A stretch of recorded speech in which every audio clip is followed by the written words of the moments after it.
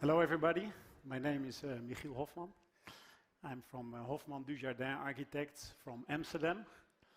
And we prepared a presentation for you. Spent a really nice day. I already saw many interesting presentations.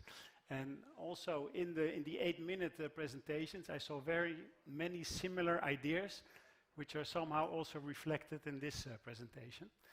So the first picture is my wife and myself. So this is Hofman and Dujardin. We met in Italy during our studies in Milan. We founded the company 20 years ago, and we have a nice life together. So work and life is somehow a bit mixed. This picture is taken at the office. We have 2 kids, a daughter of 17, Rosa, and a boy of 10, Jack. So let's say private and work is very much mixed. So we have private children and we have the business children. This is the office. These are all our colleagues. And I show them because they're really important to us. So our employees, they deliver the work. With them, we create a community. And we try to create a super inclusive surrounding. We have 13 nationalities on 40 people. That is quite diverse. And if you, let's say it's really relevant for companies that if you want to create this inclusive surrounding, that you think about where these people are coming from. What are their cultures? What are their habits? So it's not that they come to the Netherlands and we say, this is the way we do it. We really try to study where people are from and how we can include them in the team. This is the office, and I will speak later more about the office. So, our philosophy. So architecture is not about buildings, it is about people. And this I heard already many times today, but it's very essential. And I think if you look at the architecture universities, I think it's too much based on the way things look, the way the object look, the way the buildings look. But it's actually completely not relevant. What is relevant is how people behave in buildings and how you can somehow create an inspiring surrounding. So it's all about people. And our philosophy, it is called shaping intuition.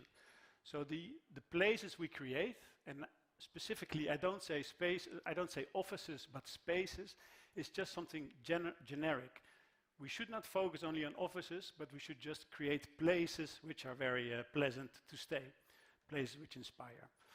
If we look at the intuitive values of a human being, these are the 4 values we work with.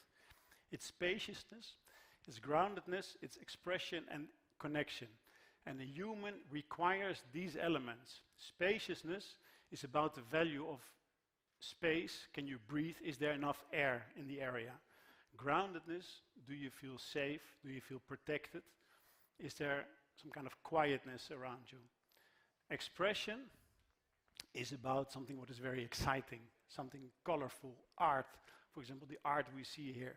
So it's something what triggers us, and the connection is the total flow, is the relation between people, the relation between spaces, and the relation inside-outside. And humans, they require a balance of these 4 elements. And it's a bit similar to Feng Shui, what we previously heard in the 8-minute presentation. So this is the first value, spaciousness. This is in the Netherlands.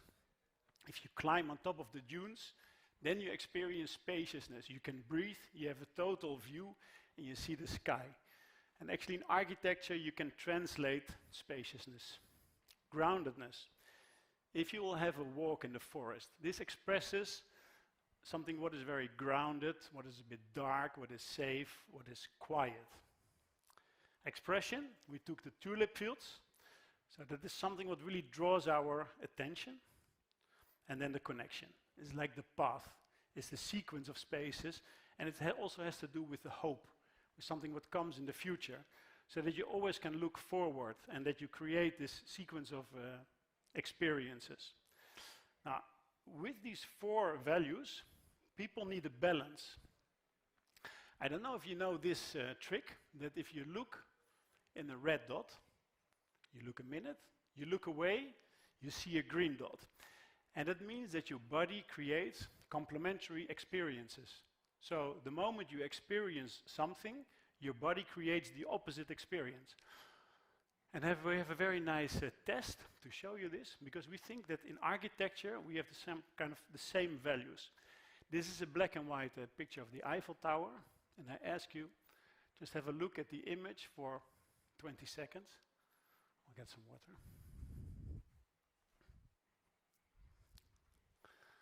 So after looking at this image and you look at the cross, look what happens if you go back to the black and white picture. Do you see? So you start to fill in a blue sky and green grass. So the moment you experience this, your body creates the opposite colors, and you see a blue sky and you see green grass. Now, so the same thing happens in architecture, and the same thing happens in nature. So this is completely intuitive driven. And it's actually, we found this out, it's really empiric research, really about feeling, how do we feel in a space, and what is actually the next thing we require. If you look at this, if people have a walk in the forest, and they will have a break, and they will go for a lunch, they will look for the open space, because it's intuitively driven. If people have a walk on the open field, and they will take a break, they will sit under a tree. So that means that we are by nature, we are driven in certain behavior. So if you make architecture and you don't understand these rules, you can create some kind of disbalanced people. So that's why I think that at university studies, we should be a lot more aware of the psychology and the sociology of a human being. This is also a really funny example. This is a Dutch farm, and what is really classical about Dutch farms is that they're very closed. There are many trees around it, and there's small windows. But it makes sense, because you have a lot of groundedness in the house, but the farmer, he's all the day on the field, and he experiences spaciousness. So he's fully in balance in his house. So what happens if the farmer sells his house to somebody from the city? He will make glass openings. So these are really classical renovations, that because the person who lives here now is not the person who's in the field anymore. So he's in the day in the city, he has a lot of groundedness and it's very closed. He comes home, he wants spaciousness. So these are some kind of classical renovations of these farms.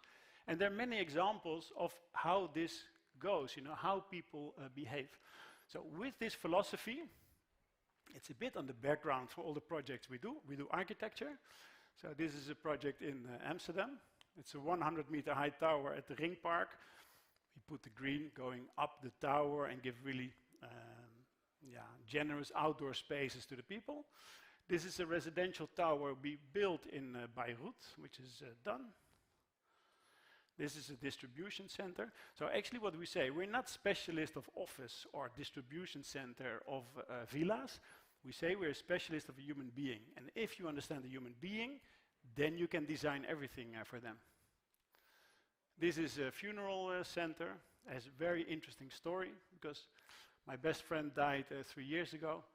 And actually we arrived in a place where you don't want to say bye-bye to somebody. So we thought we're going to design a place. What is the new way of saying goodbye? But I don't have more than one image. This is a villa, very recent one. We finalized. And we also do these high-end renovations. This is a swimming pool. And we also do products. This is the bloom frame window. Maybe you've seen it before, because we've been busy quite a while with it. It's a window frame, and you push the button, it transforms into a balcony. There are also quite very nice movies on the internet to see it. This is the first project where we launched it. It's in Amsterdam. Okay, so then we come to offices. This is the Eneco headquarter. It's 25,000 square meter in Rotterdam. It's relatively old. It's 7, 8 years ago. It was fully with a new way of working. We created this transparency and these stairs. So here you see very good the spaciousness of the atrium, the groundedness of the spaces around, the physical connections, the visual connections, and the expression through the colors. Now here you don't see very much of the colors, but around there are islands of colors. The OMVZ headquarter, where we built the atrium, the interior design.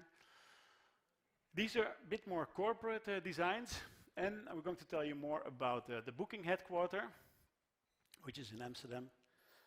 This is a lot more tech, a bit more raw design, and this is an example of the Indeed office in Amsterdam. Okay, so we, wait, I'll put this here.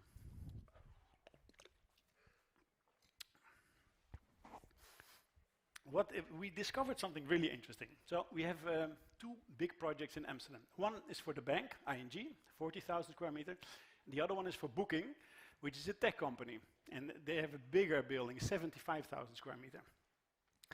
And so it's really interesting to see what happened with the tech companies and the corporate companies. And you need to understand this. It's actually from a client from us who made this. He speaks about IT and empathy. And say 10 years ago, 15 years ago, IT was a department of a company, you know? They just make sure that the website was running, that the emails were working.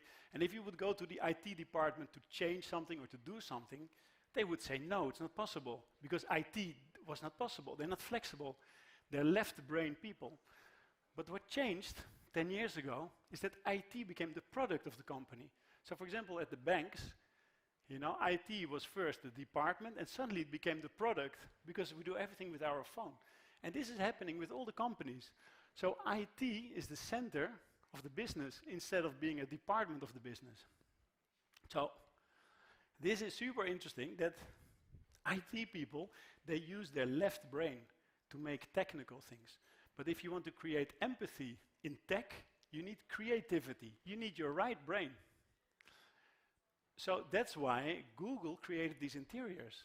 And they went so far, it was not to have fun, it was to stimulate the right brain, because they only had IT people, and they only were thinking about the ones and the zeros, and that's it. So they needed to become creative.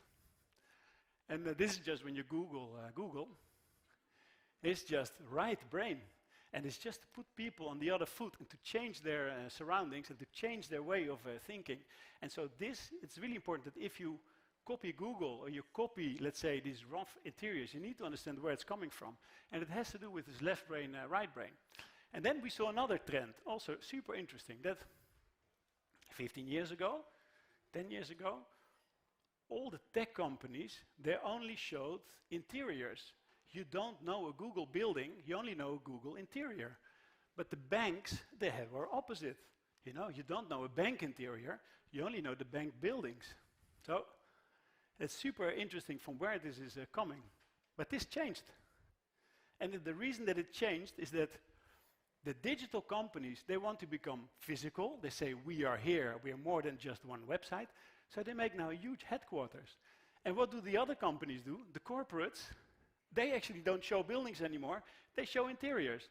So this is Deloitte, but it's all the same. All the banks, they're doing this.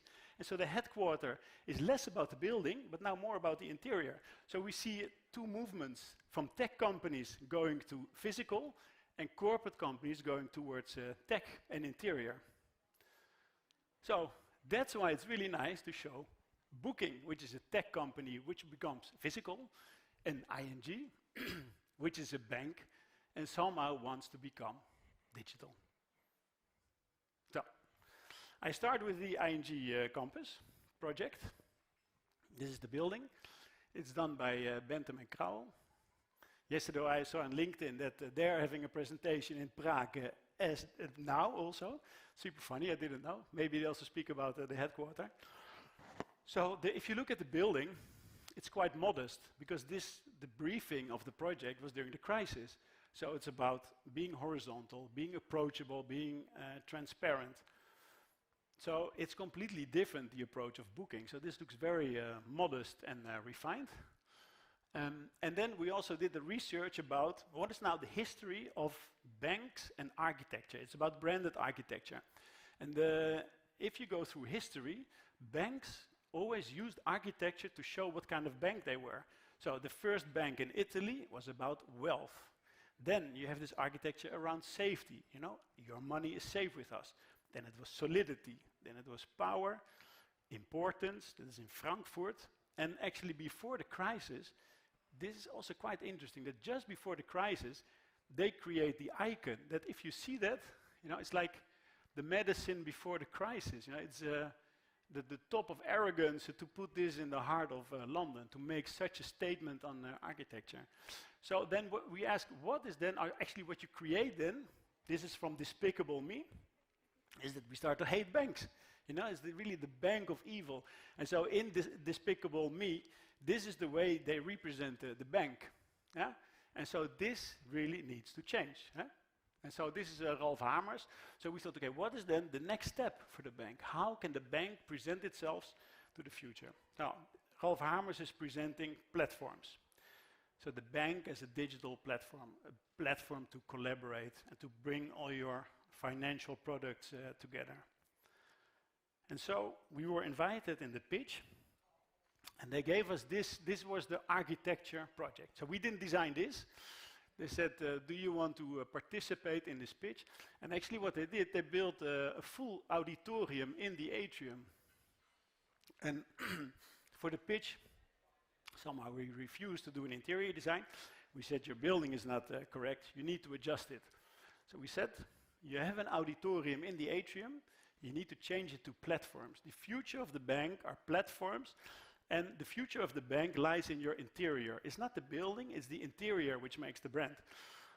So we created these platforms, and these are the images of the pitch for the interior design. So we only said, change the structure of your building and create this as a three-dimensional catalyzation of collaboration and creating a three-dimensional campus. Yeah. And so actually we worked 3 years on it, but not much changed, I have to say, because this is along the way, so you can see the full empowerment of these platforms. And what we're very much interested in are these empowering platforms. So how can you trigger people to use their right brain? How can you trigger an individual or a group to exploit activities which may lead to innovation? And here you can say, so also, these are minor things, because this is so expressive that from the entrance you immediately see this three-dimensional world that nobody walks to the elevator anymore. Everybody takes the stairs. Everybody will somehow be connected through these platforms. And these are the renders we showed them. And it becomes quite like the sculpture of the bank, and it expresses the future of the bank, the digital platforms. And this is then, if you speak about this groundedness and spaciousness, then these platforms also function as a place, so you feel it as a ceiling, but the moment you step away, you experience again the spaciousness. So it's a very pleasant surrounding to be at. Yeah, and these are then the pictures of the construction. This is from 2 months ago, so we're now a bit further, and the opening will be in December.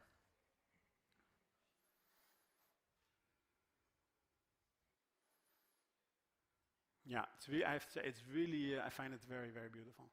Because it's so expressive, and it shows, the architecture really shows the kind of collaboration you would like. Okay, so then we try to say, okay, you can have these platforms, but you need a curator. You need somebody who creates the program for it, otherwise there will be a bit dead platforms. So the first thing is where we say about collaboration. So we created these frames, and these frames are adjustable. And everybody can change their work setting, but this still remains work. If the bank wants to be relevant in society, we say, okay, why not do the Amsterdam Dance event? I don't know if you know this, there's the big event in Amsterdam every year, and actually all the producers and all the DJs, they come together, and they take over the city, and they just have everywhere parties. Why doesn't ING also host the Amsterdam Dance event? Why not bringing society inside the building? So the CEO loves it, but let's say all the team under it, they're not able to manage it until now. Then we have the museum night, really great. ING has the biggest art collection in the Netherlands. Axo Nobel is second. ING has twice the quantity of Axo Nobel. So why not open up the building in the night and let people enter? Yeah, and this one we made because Holland won the Songfestival this year, which we of course found great. Why not hosting the pre-party of the Songfestival at the ING? So if you want to be relevant in society, also create these platforms which can be relevant for an individual, for a group, but maybe also for a very large group, and to become internationally really relevant. And the second thing is that, so about these platforms and the way the bank operates, this is the building next to the headquarters, and we got commissioned by not the real estate team, but the campus team, to envision what a building could look like with platforms. So this will not be built. This was also for a long time a big secret, but it is more the empowerment of how it could become. Okay, so this is the ING project, and then Booking. So ING is a very old company, and they're outside the city.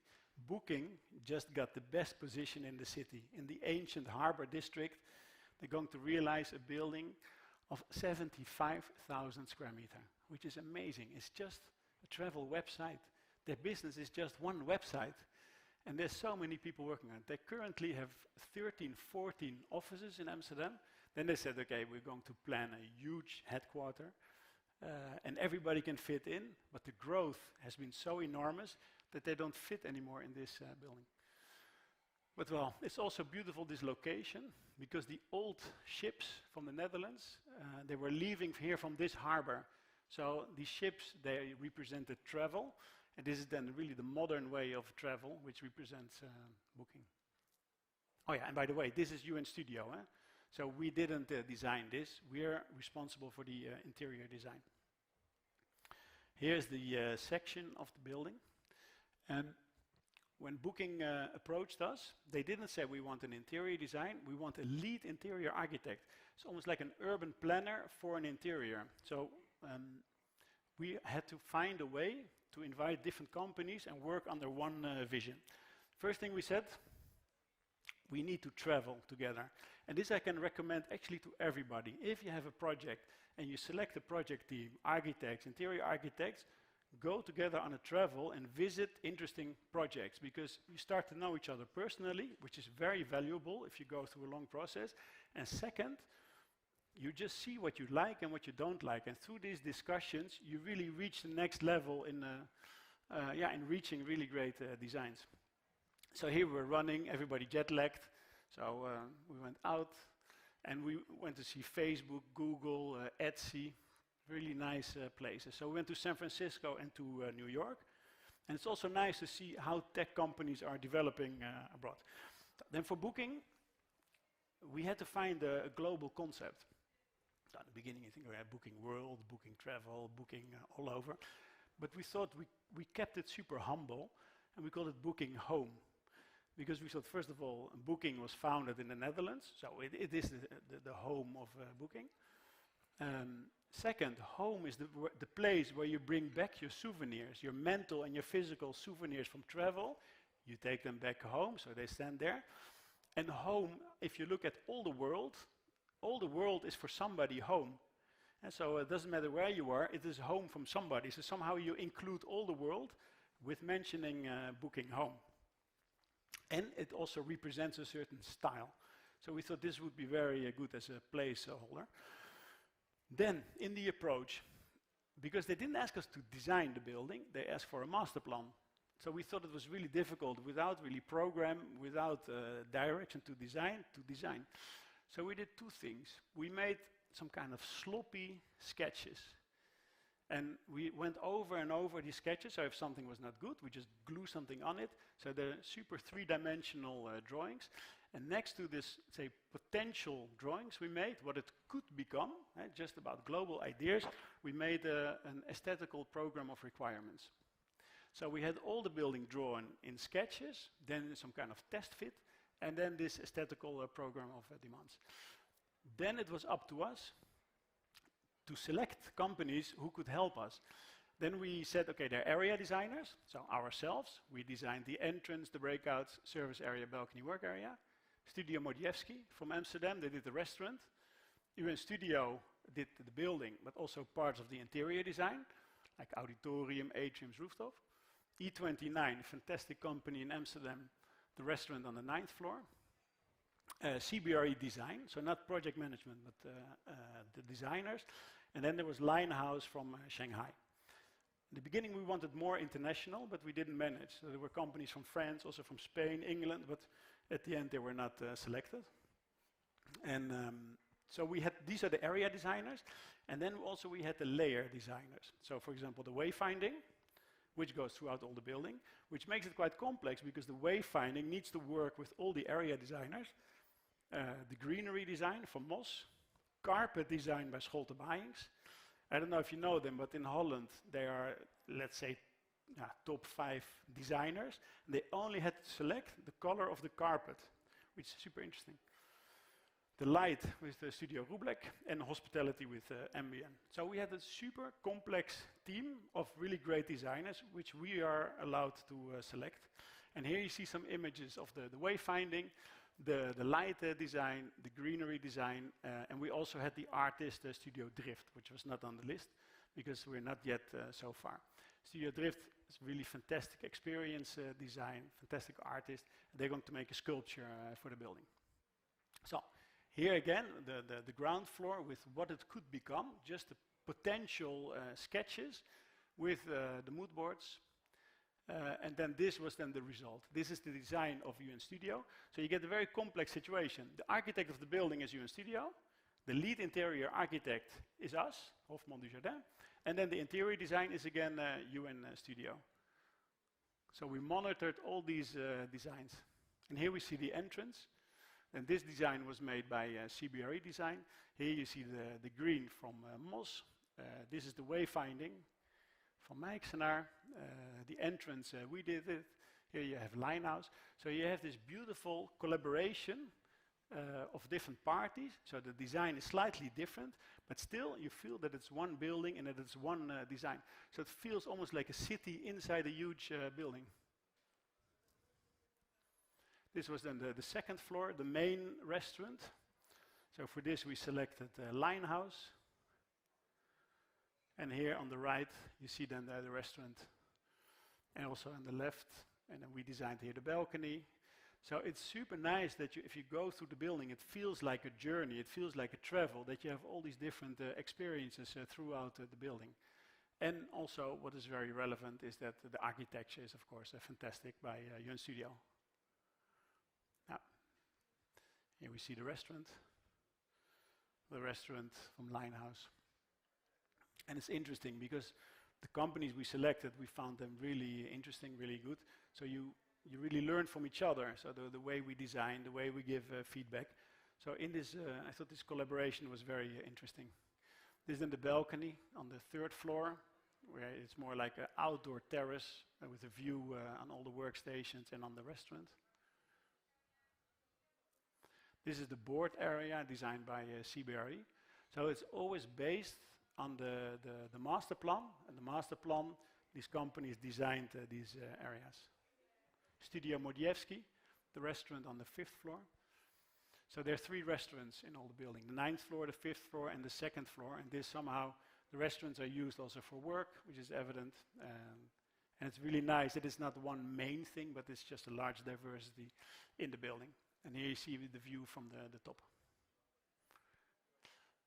Here on the 9th floor is E29, the restaurant, which is more about this brightness and the light and the relation with the terrace.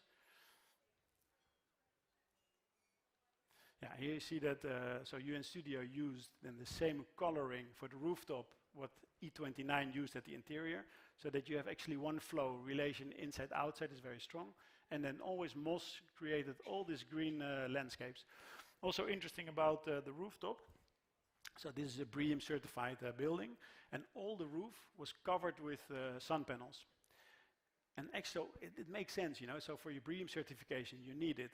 But if you look truly at the situation, and it is a bit that we think we have to look logical at all these certifications. You have a roof terrace of 2,000 square meter, which is south-facing with a view on the old city of Amsterdam. So there's not a more beautiful place you can imagine. So why would you ever put sun panels on the best place of Amsterdam? So we said, we kick out the sun panels, and we're going to fully activate it. And so we put some kind of sports field, we put gardening, we put a bar, etc. So we tried to create all these possibilities. And it's interesting because the sun panels, they need to be within 10 kilometers of the building. So now they found another location to put the sun panels, and they're going to activate the rooftop. And this is then the design by UN Studio. So here you see these picnic tables, which are connected to the restaurant. This is some kind of yoga center. Here's a presentation area, and here it's some kind of green and tech combined with seating. Here, the presentation area on the roof. Well, it's not that in Holland it's such a good weather, but you know, it's just really nice to be outside, even when the weather is not so great. You know, this is really well-being. This is green and tech, and then you know you see this bluish atmosphere, and this is then also inside the event center, which is then designed. It's an off-site location within the building, and this design again by Linehouse. Okay, and then the workplace. We designed it. Already I heard many people speak about the workplace. And what is interesting for booking is that these workplaces, they're actually next to the huge atrium. So there's a huge scale difference between the atrium and the individual. So first of all, we try to create some kind of in-between that people feel a bit more protected next to this spaciousness. And we did something super simple. And we analyzed the way the agile tech teams work. And if you put them on a table, they keep on speaking to each other, and somehow they disturb the people around. So we said something super simple. We said, first we tried it with single desks, but it became too expensive. Then we said, why don't we cut the duo desk you have, and we create paneling that actually this is a team. And your stand-up, you can quite do it by just turning your chair, and you can look on each other's screen. Here, you cannot look on each other's screen. So this is some kind of automatic copy from the past that we say, yeah, a team is on the table. But we say, yeah, a team is back to back. And actually, all the tech people liked it very much. And so this is the result. And so it's going to be a product. And the product is just clickable on the system. So you can change it completely. And the coloring and the textures, they are all changing per floor.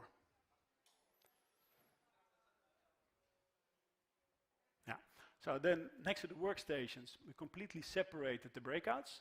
So there's not any leak of noise from the breakout areas towards the floors.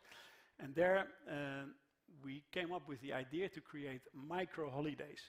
So if you take a break from work, we wanted to make it's almost like a gadget that if you go to a breakout, you have some kind of crazy experience, and the building is just you can just travel throughout all the building and then have some kind of Instagram account by showing all the places where you are. Then there were, the locations were selected by booking. Then there were 3 design studios. So for example, Serengeti, then we made the mood boards from the master plan, and then you get the design of a breakout. All the functionalities in each breakout are always the same, but every time we change the look and feel. Full moon party, which is then more colorful, and you get these surroundings. Same functionalities, just a different experience. And it's something what is very suitable for booking. Then this is the Amazon, done by E29. We had the Riyadh Castle, also by E29. And then always with Moss, who decided the plans. And the building is ready in 2 years, but actually all what you see on the renders is really the final thing. Everything is correct. The sprinklers, the lights, the carpets, everything is decided. Everything is completely ready to be built. Salar de Uyuni. And then this is New York. So it's quite rich to go through the building and have all these different experiences. And here you can see that it all comes together. And that although we used many different designers, it becomes some kind of really rich ensemble. Okay. So that about the ING and booking. Then we designed a product, which is also will be sold also by Techo, I heard. It's an Arend product. We designed it for the European Union, for the European Parliament. And what we wanted to create is a sofa what was embracing. So what actually brings people together. You know, if you look at the Brexit, which is, I would say, not really clever, we need to embrace countries, we need to embrace people. So we started with this embracing sofa, and then we realized that we can make so many configurations which could be very interesting to use in large spaces, but also in very small spaces. So it's something residential, it's interesting, but also for large lobbies. And here we did the photo shoot in our office, and it will be ready in October, and you can really choose your own configurations. And here's then the small model. So we will see, there's a lower model, there's a higher model, but we like very much the collaboration with Arend and the way we could really bring it to the next level. Okay, and the last thing I wanted to show you is our own office we designed, and it's actually built, we built it between the booking headquarter and the ING. So ING is here, in this area, and booking is over here. And since all the tech companies take all the offices in the city, it's impossible to get a proper space in the city, which is payable for architects. And we got super lucky because there's a gap in the map of Amsterdam. So this is Amsterdam, and this is Amsterdam, and this is called Diemen. And Diemen has a bad name. You know, nobody wants to go to Diemen. I also didn't want to go to Diemen. I said, no way, we need to stay in Amsterdam. But actually, it is Amsterdam if you look at the position. So Barbara convinced me, okay, we need to go to Diemen. So we went there, and so this is the location. So, and we were in Diemen, and we had this really horrible building in the back. We studied it, but it was exciting to do it. So it's the interior, the way we found it. And we looked at this philosophy, shaping intuition. So how can we create spaciousness, groundedness, expression, and this connection? And it was a full team effort. This was including accountant, project management, so really everybody involved. And and what we really thought, okay, this is the golden area, because this is southwest orientation. We saw a terrace, we saw a barbecue, we saw an opening, so we said, okay, this is it. But if you look at the surrounding, it's quite ridiculous, you know, because it's not a really pretty area. So we made the model, the Sejima style. And what is interesting on it is that we immediately put a garden. So we had the building, we are in some kind of rough industrial area, but the greenery was so relevant that we said, okay, this has to be something very special. This was during construction, so you would say, yeah, there's not much. And then they started to demolish, and you immediately saw this connection with the greenery. So immediately some kind of oasis. So by just taking out the walls, and this was really fantastic. Then we asked Piet Oudolf, who did also the greenery on the High Line and the Serpentine Pavilion, and he accepted. So he drew this really long strip of garden, and he makes these really fantastic drawings with this coloring, and the result is just fantastic. So we're in an industrial area, but this greenery, which is always visible from the interior, is really pleasant. You know, that is really well-being for people, to be so much connected to the outdoor space. And these colors are all the time changing. And so this is the same picture, what you just saw, where we said, yeah, this is the golden area. So here we have the barbecues, the lunches, the relaxation, we have the full sun. So it's something was extremely pleasant. Then, if you look at the interior, we left only this facade on the right, and we put there all the meeting rooms, and we placed 3 closed blocks in the space, which somehow define the groundedness, the place in the space, but we maintained this visual and physical flow between all the spaces. And then this facade here on the bottom south, and then the west facade, we open it up completely. And so this is the office now. So luckily we also found these old beams, and it's really super nice to collaborate. We have the open kitchen, here are the work stations, and here you have the view. So we call it the office villa, because it's more about the place. It's not about an office. It's just a very pleasant space. You could quite book it for a holiday to go here. And this is actually what we want to make clear, is that if you make offices, forget offices, but just make great places where you want to be. And that's it. And if you make great places where you want to be, so we also have this art, the meeting rooms, collaboration spaces. Here we make the models and the mood boards, etc. So this is actually the essence, if you make architecture, or if you make offices, or if you make places, that you empower people, that you just think about what is a nice place to be. Where do I want to be? Where do I want to have dinner? Where do I want to wake up? What is the view? You know, create your own holiday in your surrounding. So, and these are not the pictures of the photographer anymore, but it's just about the place, what it can become. And then you start to get a bit crazy behavior. People feel good.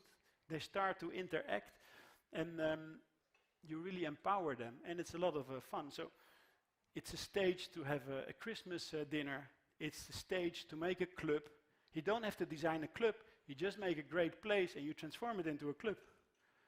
Then, really great, we found that in the river behind we can catch lobsters. So we have, it's like holiday, you know, we have the lobster club there.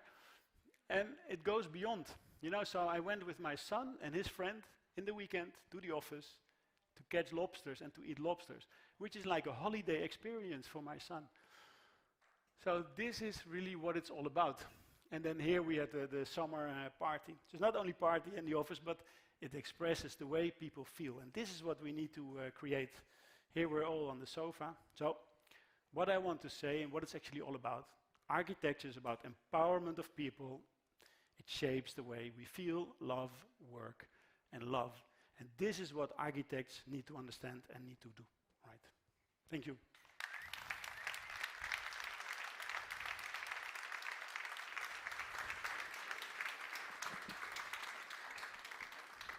We have almost 4 minutes left, so we can answer some questions we received. So, Hannah is asking, what is your opinion about having different architects designing the buildings and interiors?